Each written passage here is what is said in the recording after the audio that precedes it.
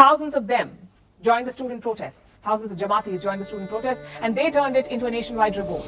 ജമാഅത്തെ ഇസ്ലാമി അവരുടെ ദൈവരാജ്യ സങ്കല്പം വെടിഞ്ഞെന്ന് നിങ്ങൾ വിശ്വസിക്കുന്നുണ്ടോ? ജമാഅത്തെ ഇസ്ലാമി വെൽഫെയർ പാർട്ടിയായി രൂപീകരിക്കപ്പെട്ടപ്പോൾ അവർ കാലാകാലങ്ങളായി പാടിവരുന്ന മതരാഷ്ട്രവാദം ഉപേക്ഷിച്ചെന്ന് നിങ്ങൾ കരുതുന്നുണ്ടോ?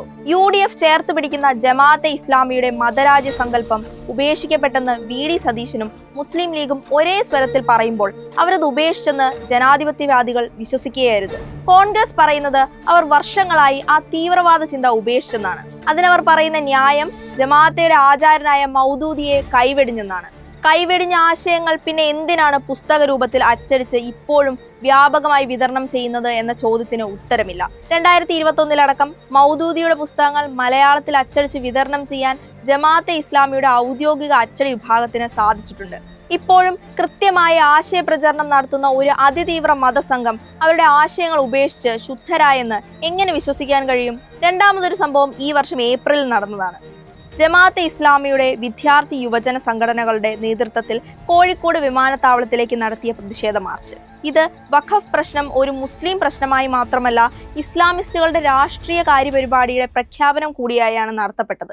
മാർച്ചിൽ അവർ ഉയർത്തിയ പോസ്റ്ററുകളുടെ ചിത്രങ്ങൾ മതേതര വിശ്വാസികളെ ചിന്തിപ്പിക്കേണ്ടതാണ്. അതിലൊരാൾ സയ്യിദ് ഖുത്തുബ്, ഈജിപ്ത് പ്രസിഡന്റ് ആയിരുന്ന ഖമാൽ അബ്ദു നാസറിനെ വധിക്കാൻ ഗൂഢാലോചന നടത്തിയ കേസിൽ 1966 വധശിക്ഷയ്ക്ക് വിധേയപ്പെട്ടയാളാണ്. മറ്റൊന്ന് ഹസനുൽ ബന്ന, ഈജിപ്തിലെ നാസർ ഗവൺമെന്റിനെതിരായി അക്രമാസക്തമായ സമരങ്ങൾക്ക് നേതൃത്വം കൊടുത്തയാളാണ്.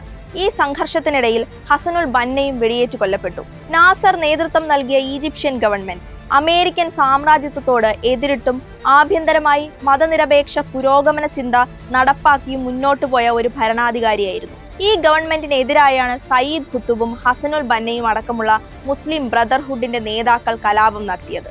ഈ വിധം വർഗീയ കലാപം നടത്തിയ രണ്ടുപേരുടെ ചിത്രങ്ങൾ ഉയർത്തിപ്പിടിക്കുന്നവർ ആശയങ്ങൾ ഉപേക്ഷിച്ചെന്ന് പറയുന്നത് വിശ്വാസയോഗ്യമേ അല്ല.